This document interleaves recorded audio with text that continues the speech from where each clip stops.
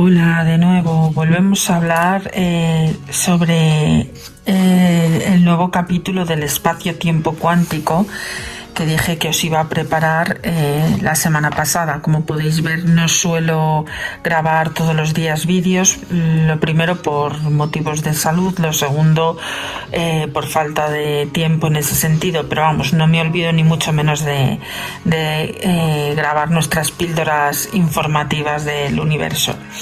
En este caso vamos a empezar el capítulo 1, que hace referencia precisamente a las fuerzas del universo comprendidas en lo que se conoce como espacio-tiempo cuántico en busca de la teoría del todo, ¿vale?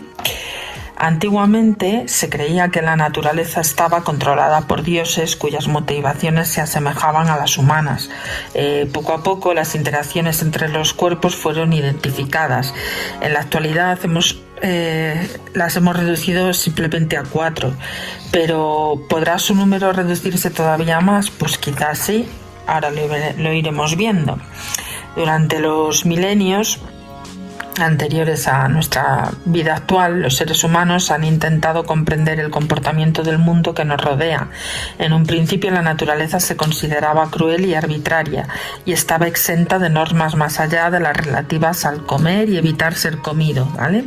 Tras los primeros asentamientos permanentes llegó un auge de las ciudades y los imperios, donde toda la forma de vida más allá de la pura subsistencia propició que algunas personas se sentaran a reflexionar.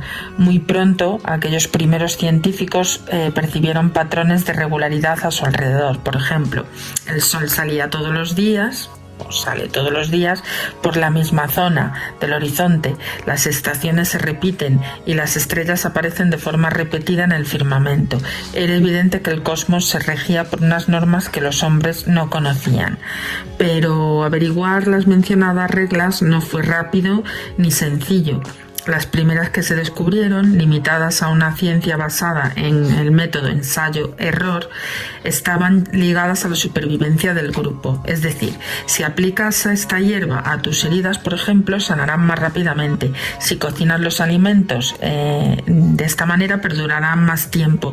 Si añades hojas secas a una hoguera, el fuego arderá mucho mejor. En paralelo, se descubrieron nuevos materiales para imponerse a la naturaleza, cuya importancia queda patente en los nombres con que bautizaron algunos a estas edades, ¿no? Algunos periodos prehistóricos, pues como son la edad de piedra, que es el paleolítico, el neolítico, la edad del hierro, la edad del bronce, etcétera, etcétera. El transcurso de la historia conllevó la aparición de sociedades sedentarias cada vez más complejas, algunas de las cuales acabaron siendo grandes imperios, como Grecia y Roma, y por supuesto los persas, Egipto, etc. Pronto se hizo evidente que la agricultura estaba íntimamente ligada a los poderes del cielo, y eso fue un acicate para el surgimiento de la astronomía organizada.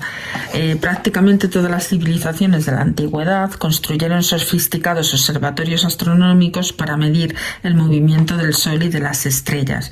La motivación no era científica, sino práctica, es decir, que los dioses eran, de algún modo, responsables de que la lluvia cayera y las cosechas prosperasen. Acordaros de que eran sociedades politeístas, ¿vale? Y se efectuaban sacrificios y rituales a tal fin, para tener contentos a los dioses y que les procurase una buena cosecha.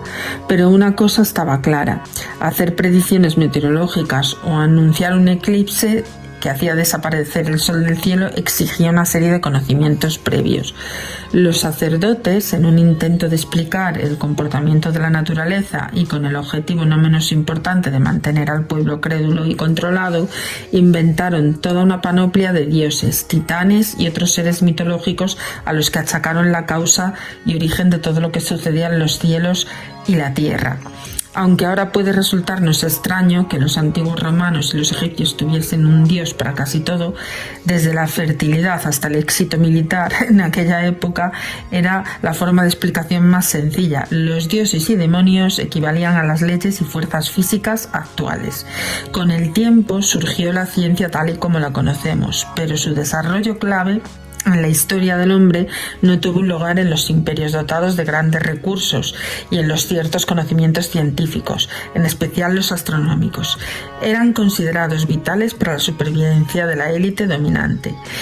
Carl Sagan, el autor de la obra Cosmos, que produjo una serie de reportajes para la BBC, aduce que el conocimiento científico prosperó por motivos políticos y sociales.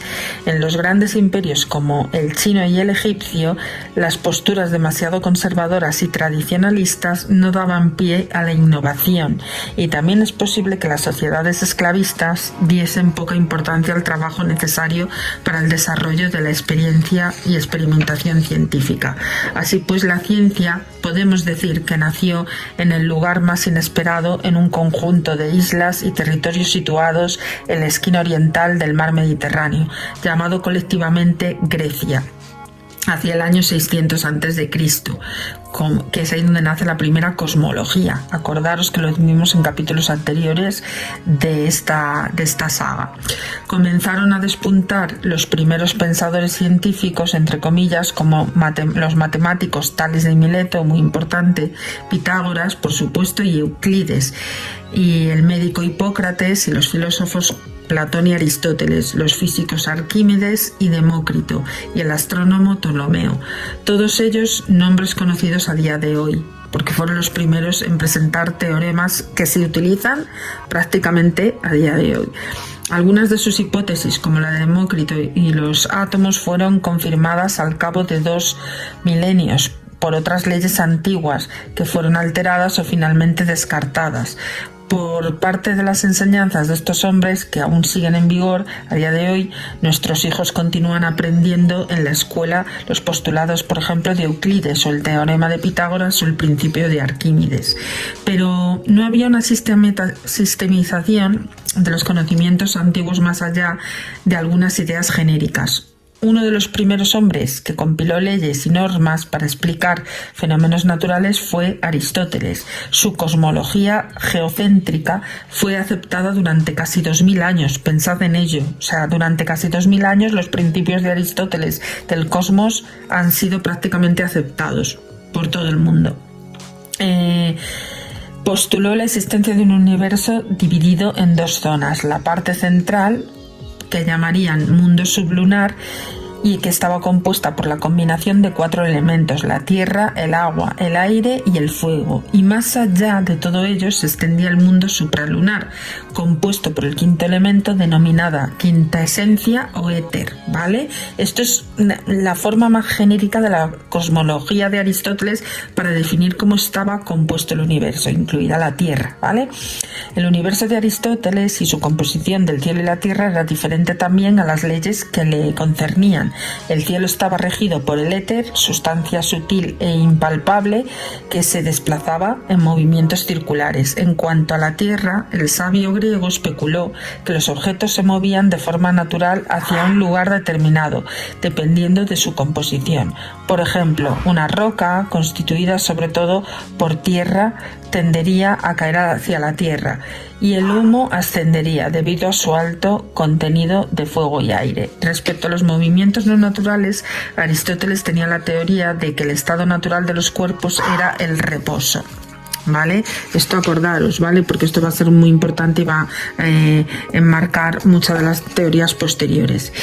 Y de que esto además solo se movería durante la aplicación de una fuerza, es decir, que el cuerpo, si se movía, es porque una fuerza era la que le estaba propulsando a moverse, es decir, que si no, su naturaleza real era estar estático. Hasta cierto punto resulta un planteamiento lógico, pues está basado en una experiencia cotidiana. Cualquier objeto en movimiento, un coche, un balón de deportes, una piedra lanzada al aire, tienden pues eso, a frenarse.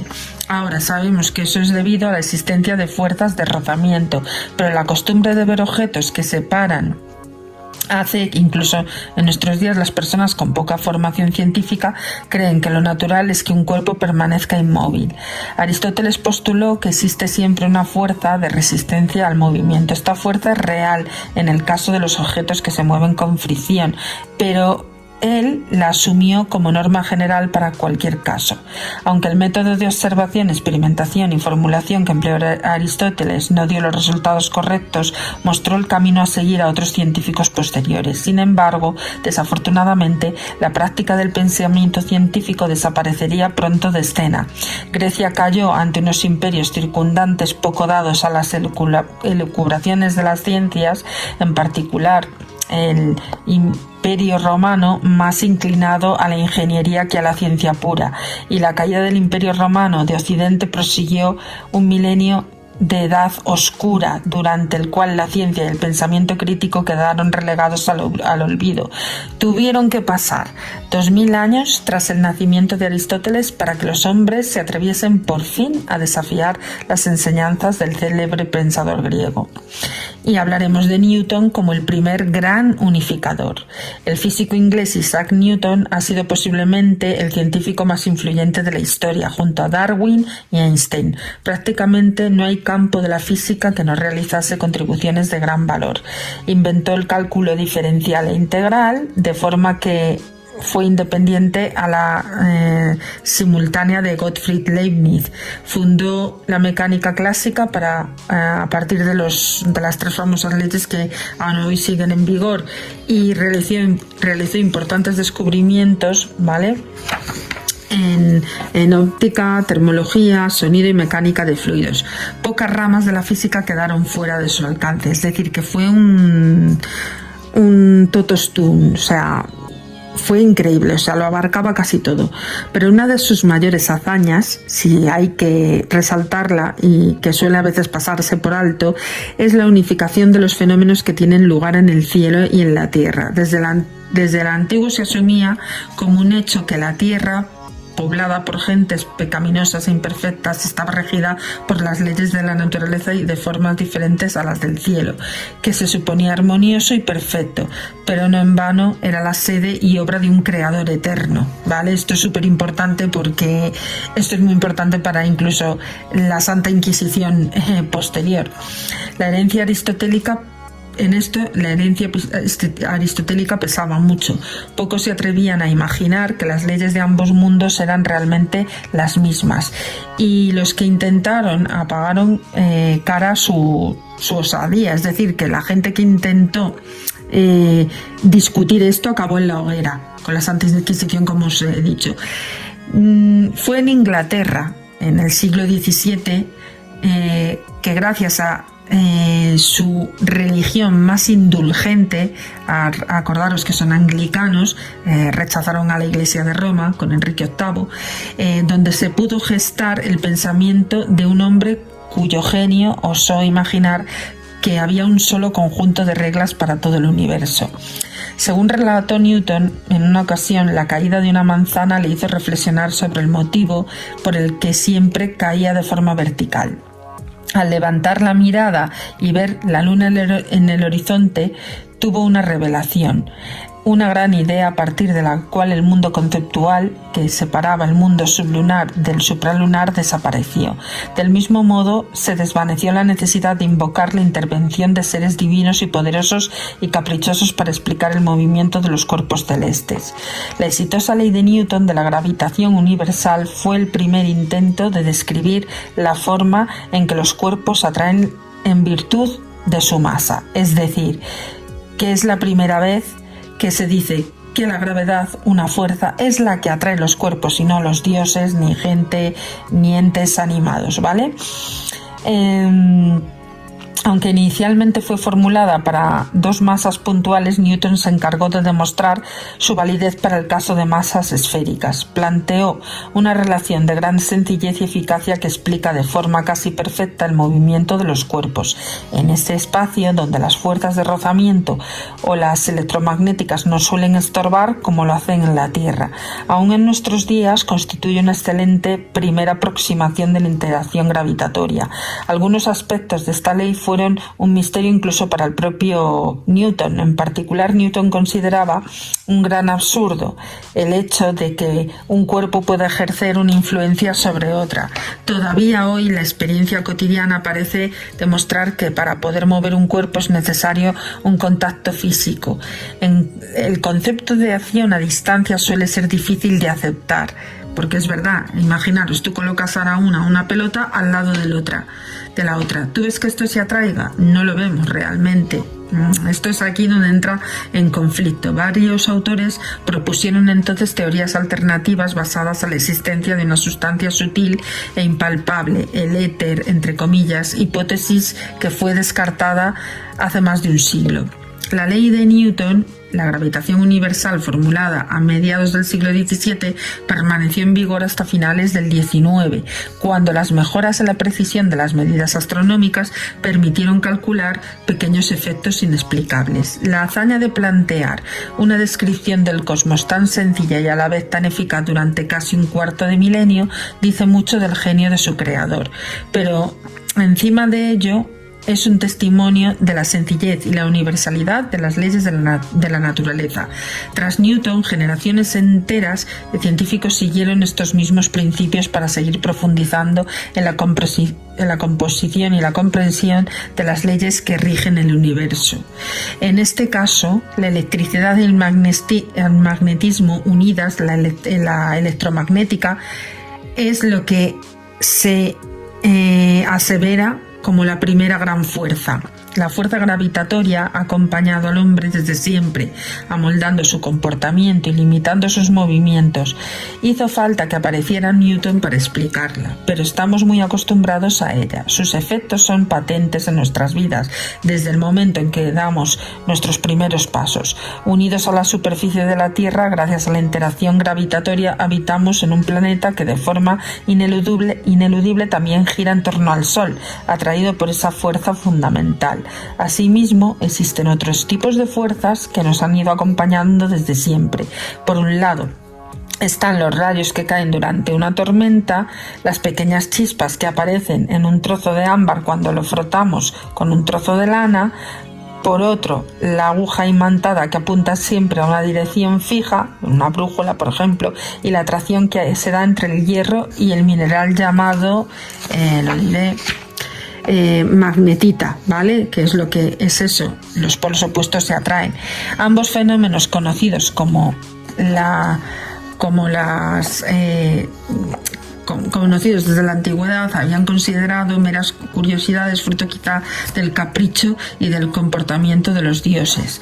Pero con el advenimiento de la Ilustración, gracias a Dios, la mejor época de la historia de toda la ciencia, porque fueron cuando se descubrieron grandes teorías. La ciencia es una nueva herramienta para la comprensión del mundo y fue aplicada a otros fenómenos desconocidos, como por ejemplo la botella de Leiden, considerado el primer condensador eléctrico, o el cometa de Benjamin Franklin, gracias al cual el inventor constató que los rayos son descargas eléctricas.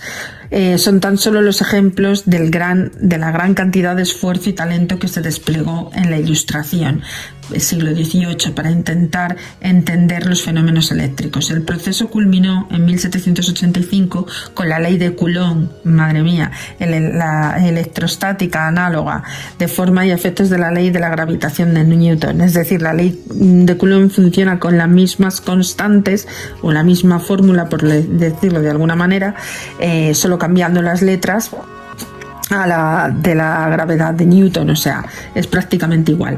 Sin embargo, entender el magnetismo llevó algo más de tiempo.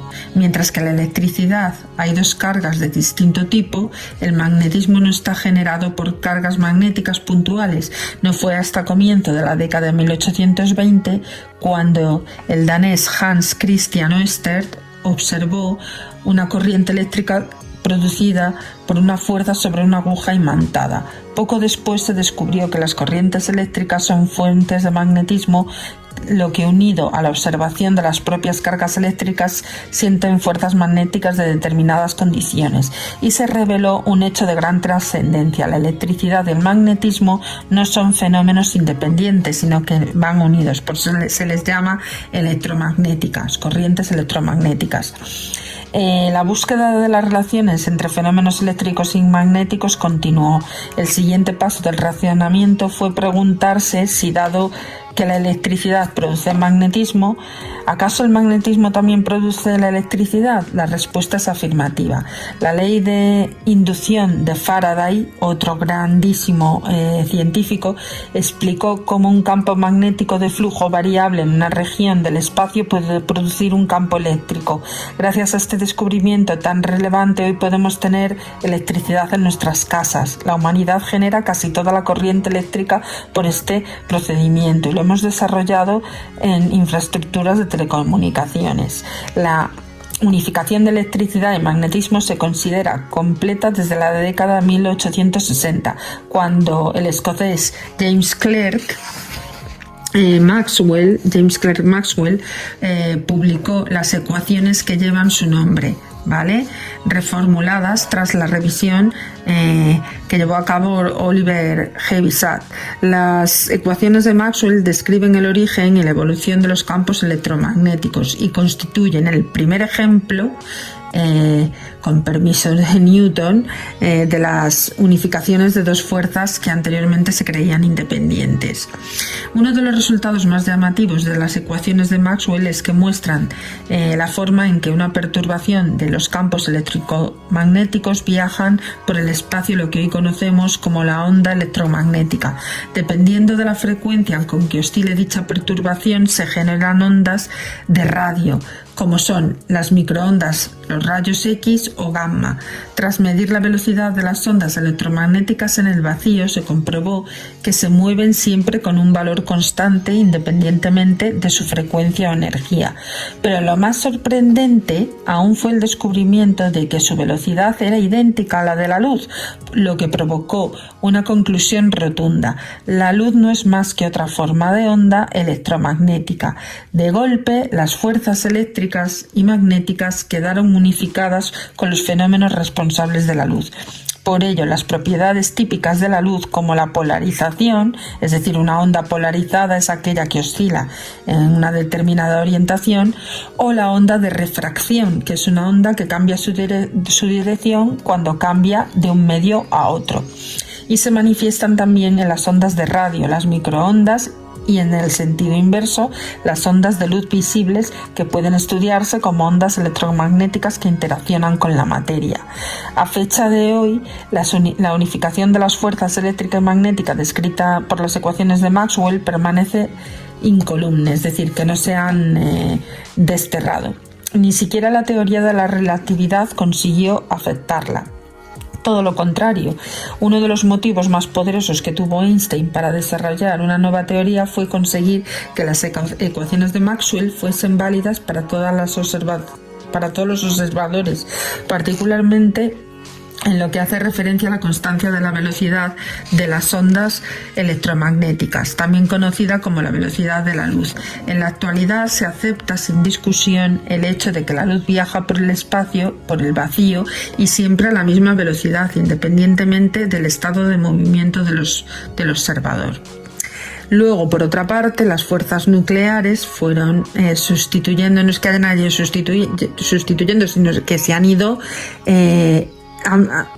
uniendo a estas teorías, que son el poderoso vínculo entre las partículas, la famosa física de partículas. El desarrollo del electromagnetismo fue un doble triunfo para la física del siglo XIX.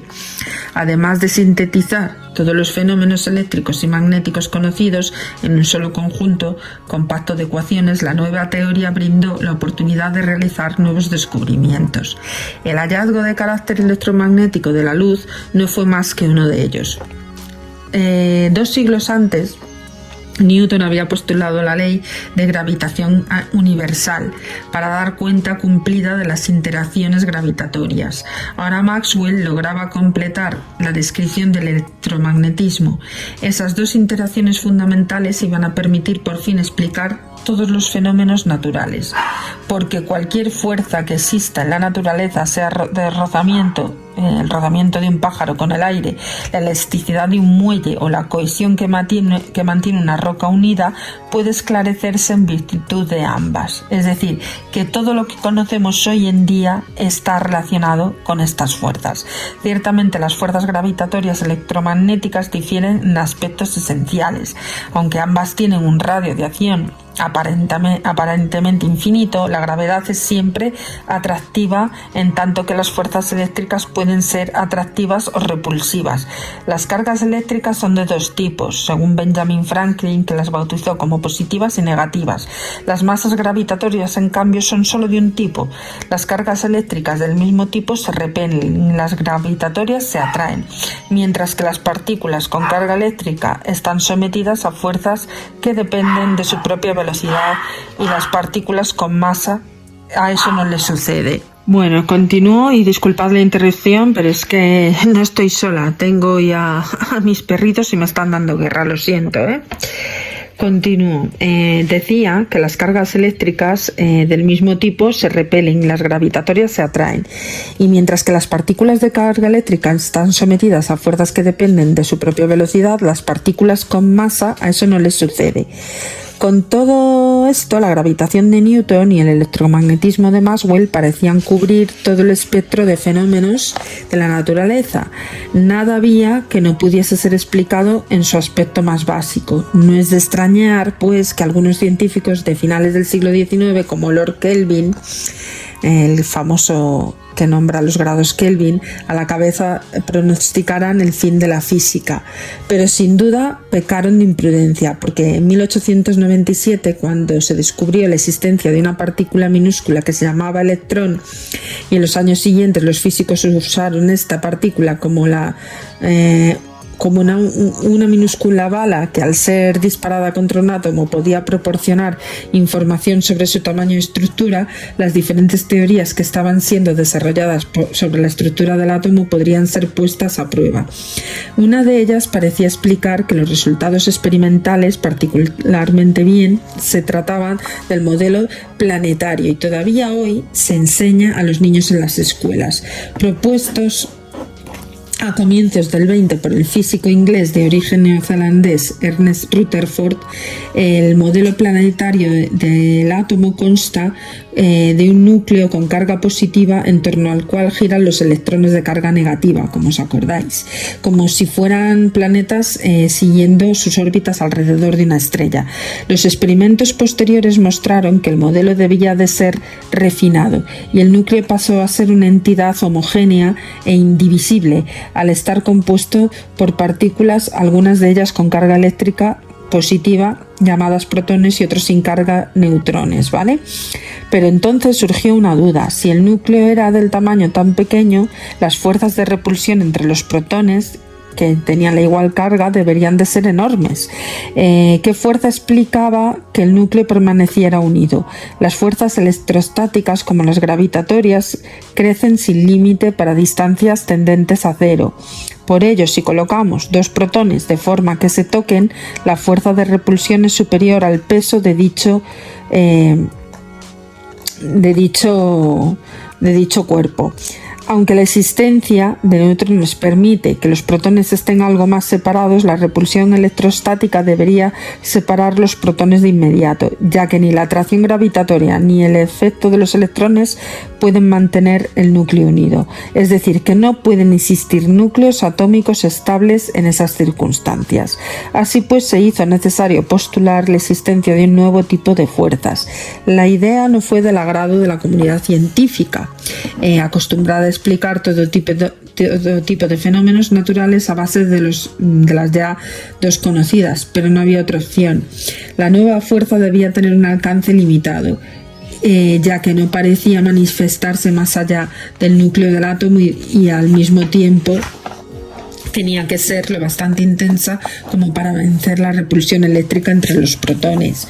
La nueva fuerza se iba a llamar fuerza nuclear fuerte. Esto ya lo hemos comentado en vídeos anteriores. Recordaros que cualquier duda que tengáis en algún término tenéis que retrotraeros a los vídeos anteriores ya publicados y repasarlos, porque hay una gran cantidad de teorías y explicaciones al respecto, ¿vale? Para que podáis comprenderlo y poder hilvanar los conceptos de los capítulos posteriores. Esto es ir avanzando y retrocediendo. Avanzamos y retrocedemos para, como dije, asentar los conocimientos. Como decía, fue comprendida junto al físico japonés Hideo Yukawa, que explicó la desintegración beta en 1935, lo que le valió el Premio Nobel de Física de 1949. En definitiva, la fuerza nuclear fuerte es una interacción que aparece entre los hadrones, una clase de partículas del mismo grupo al que pertenecen el protón y el neutrón. Se trata de una fuerza de muy corto alcance, apenas superior al propio radio del núcleo atómico, lo que contrasta con las fuerzas de gravitatoria electromagnética de alcance infinito. Desde entonces se han descubierto protones, neutrones y otras partículas similares que se componen de otras subpartículas. Acordaros la física de partículas, la física cuántica, denominadas quarks. Los modelos actuales de física de partículas describen la fuerza nuclear fuerte entre los hadrones como resultado de la fuerza similar que actúa entre los quarks, ¿vale? Que recibe el nombre de interacción fuerte. Sea cual sea su descripción, la fuerza nuclear fuerte explica por qué el núcleo no se repele a sí mismo a causa de las fuerzas electrostáticas. La necesidad de explicar la estabilidad del núcleo del átomo obligó a los físicos a extender el conjunto de fuerzas fundamentales conocidas de 2 a 3. Se trató de un paso atrás en los intentos de describir una teoría de fuerzas unificada, pero aún así era un precio razonable a pagar a cambio de poder explicar la estructura del átomo de forma satisfactoria. Los físicos no podrían acostumbrarse a vivir con 3 fuerzas en el universo.